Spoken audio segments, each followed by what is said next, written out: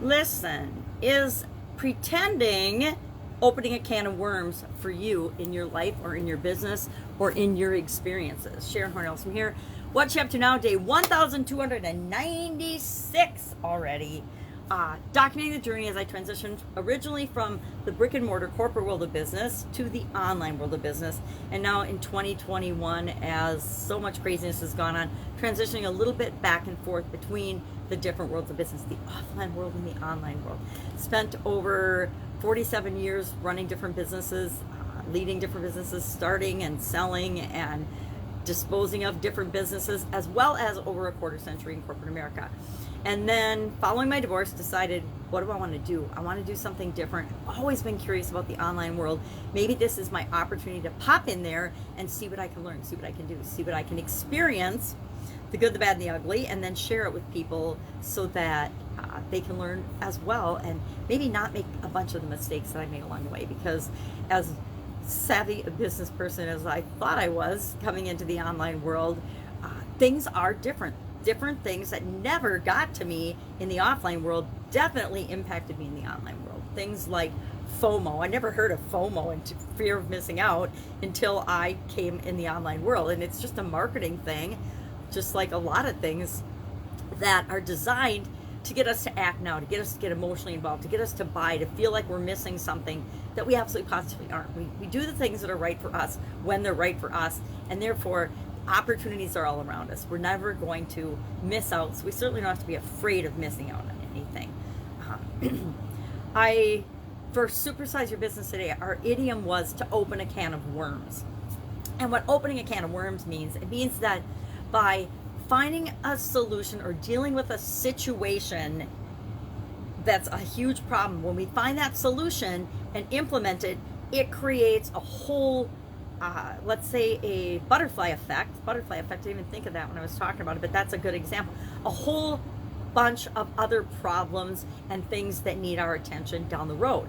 I think of things in corporate America like installing a new information system, a new computer system, a new IT system throughout a manufacturing business, for example.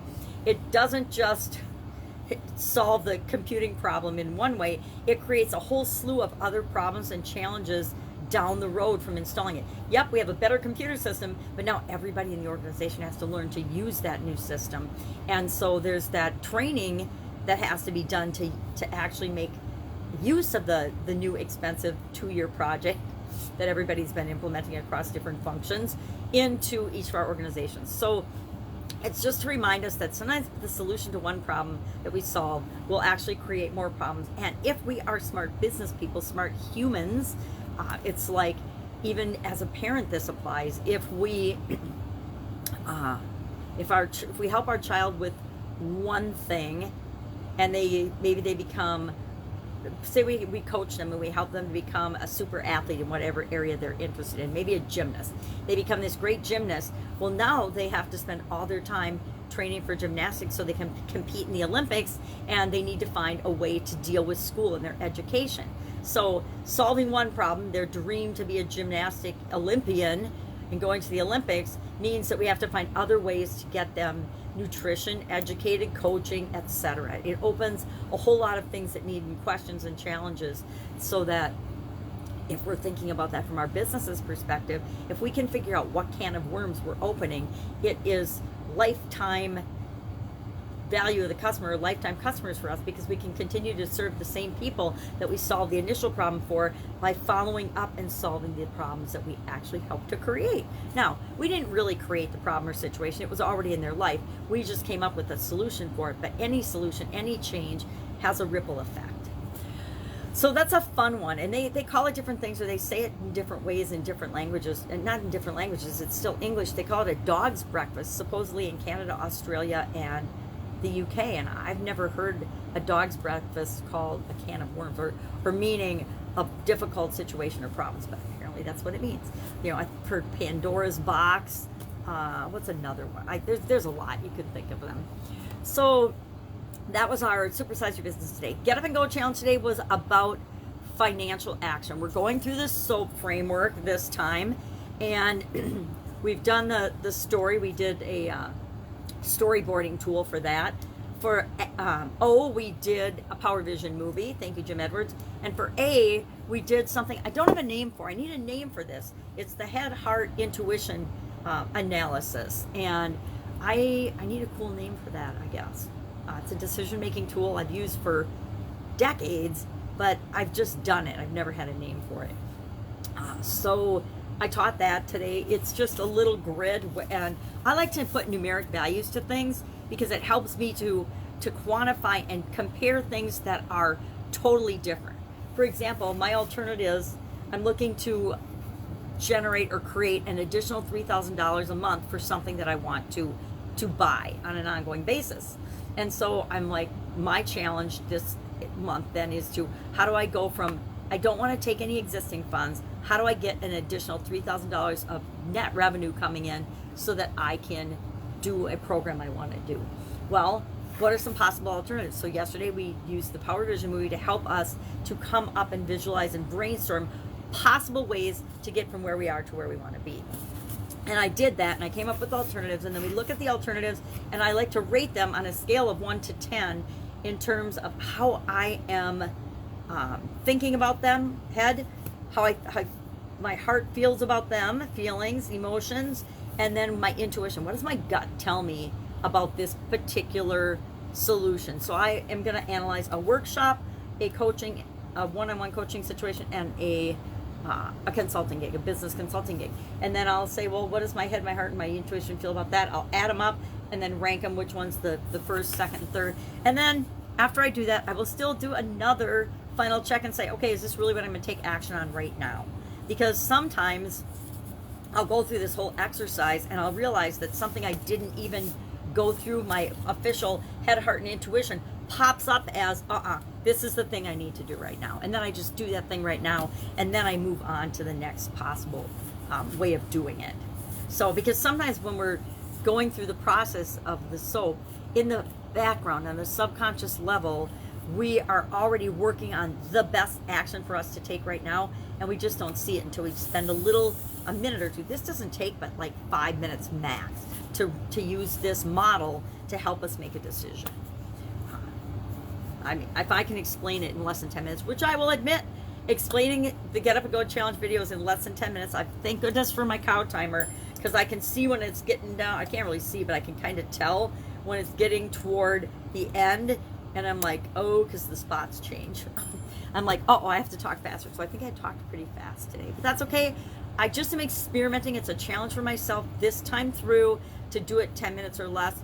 Next time, I may very well throw that out the window and say, no, I need to do a better job explaining each of these tools.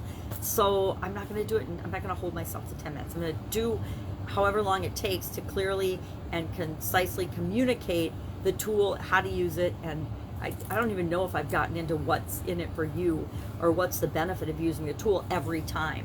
Sometimes yes, sometimes no. So I want to get better and more consistent at that, which is me working on getting better at communicating.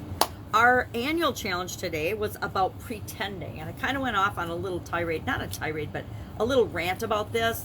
It says, we are what we pretend to be. Kurt Vonnegut says this, and then our challenge was what I pretended to be today. Now, can look at this just like any other thing from more than one side. And I think when I look at it from more than one side, I see how it can be taken in a way that will benefit me and help me to understand myself better and be more centered. I can say, okay, by pretending, and I don't like the fake it till you make it or pretend to be something that you're not. I believe take action toward what it is that you want to become, and before you know it, you will become that. You will become that expert whatever, expert business person, expert athlete, expert knowledgeable whatever. So it's not fake it till you make it. That feels icky to me. It's be yourself, but always be improving and continually improving and getting better. I don't fake anything. I just show up as who I am, knowing that, like every other human being, I'm really good at some things. I really suck at other things. And the things that I stink at, it doesn't really matter because they're not important to me. If they were important to me, I wouldn't stink at them because I would be improving myself in those areas. The things that I'm good at, I want to build on and improve and get better at. And that's just me being me. And so I'm not going to pretend to be something I'm not. There's so much of that in the world, and not just the online world. I say the online world because it's so in your face, but really the whole world. There's most of the people on the planet are pretending to be something that they're not. And the thing is, when we're pretending to be something that we're not, even if other people don't know it, if we can fool some of the people some of the time, can't fool all the people all the time, and we can really never fool ourselves. We can pretend, but if we say we're pretending, we always know we're pretending, and it's not really us. I'd rather say, what are we becoming? I am becoming this, and then be practicing it, knowing that whenever we start something new, we're not great at it, but we're going to practice it, we're going to actually do it, take action on it, and get better at it. So then we're not pretending anymore. It's just who we are. So pay attention to that today. Pay attention to the words we use to describe what we're doing and how we're thinking and how we're feeling about ourselves. I don't want to ever be fake, and I'm sure I was when I was, growing up in corporate America. I wasn't fake. I was always me, but I was only a little sliver of me. This is the professional corporate version of me. And that's only, 10% of who I really am as a human being. I guess that's one of the things I love about the online world is you can actually show up and just be yourself. Now, are some people going to hate on you and hate that? Oh my gosh, I've got some of the funniest hate mail on the planet. And if you're old enough that you're past the point of comparing yourself to others, that just doesn't bother you anymore. It's just, it's like in one ear, out the other. It's like it doesn't even get in my ears anymore. It just, a lot of times if I notice the tone of it's hatey, I don't even read it. And I definitely am not going to respond to it.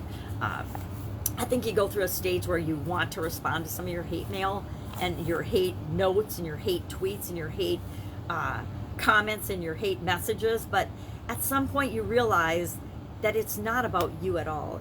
Anybody that sends something like that is telling you exactly who they are. They're not telling you who you are. So if somebody says, you look like the Wicked Witch of the West, I just say thank you, and I'm like, okie dokie, right? Because you wonder what they think about themselves. Because the only time people criticize you is when they're not doing something themselves or when they're really criticizing themselves. All right, so that's it. We've got the Get Up and Go Challenge, day 17 today. We've got, we'll do the Financial P tomorrow, and we'll have a tool for that, and then we'll share that tool. And then we will move into 4 days of SOAP framework on relationships, because health, wealth, and relationships, finances, physical well-being, which can include more than just your physical health, but we do physical because we're going to talk about mental, emotional, spiritual, contribution, communication, and confidence. And we're going to run through the SOAP framework one at a time through all the S, the O, the A, the P. Now, if those don't challenge me in the 10-minute block, I don't know what's going to. And I'll have to think about, am I really going to be committed to the 10 minutes during those 7 days or 6 days? Because I think they're so important that we really get a clear understanding of the S, the O, the A, the P, and how we can work it into each of those different areas and aspects of our life, so that when we get it and we practice it, it gets installed in our subconscious, it really is as automatic as breathing to deal with changes and challenges and things that come our way. All right. Any questions? Hit me up in the comments below, or just direct message me. If you're on Facebook, I turn direct messaging on this particular message. You can actually direct message me. Don't do that very often, but I did on this. Also, note, this segment, this video where I journal and document what I'm doing, is going to move from the Be Me to Thrive page to the Thrive Challenge page permanently. I found I've been doing it for over a week now. It's easy. It's the same as all the other things I do. It just keeps things simple and flowing. I like to do and make my life as well as your life easier and simpler and more flowing. So I will change the header on this page and take care of that, and then figure out. I use this page for other challenges, but maybe I'll just have to think of something different. But for right now, that's where my documenting my journey and my online journal will be going for now. That's it. Have an absolutely amazing day. If you have an idea for what to call the decision-making tool about head, heart, and intuition, let me know, because I don't know, I haven't thought of a name yet. HHI, nah, HHG. I wish there was an H, a U, and a G. Then it could be called the HUG decision-making process. I'd like that. All right, I digress. Have an amazing day. I'll, of course, be with you tomorrow.